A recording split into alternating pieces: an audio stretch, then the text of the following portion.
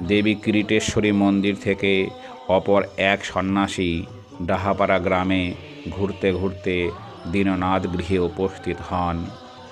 তখন শিশু সুন্দর হামাগুড়ি দিচ্ছিল।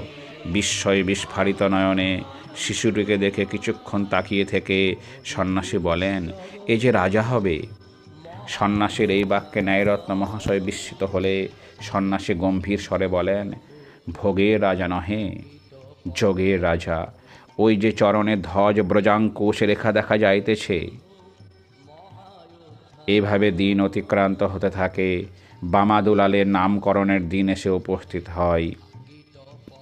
শ্রী রাধা গোবিন্দের অর্চনা করে পিতৃপুরুষদের পিণ্ডদান করে পুত্রমুখে মহাপ্রসাদ দিয়ে ন্যায়রত্ন শিশুর নামকরণ করেন জগৎবন্ধু। ধনরত্ন সব ফেলে শিশুমণি হস্তে তুলে নিল চৈতন্য ভাগবত। বৈষ্ণবগণ জয়ধ্বনি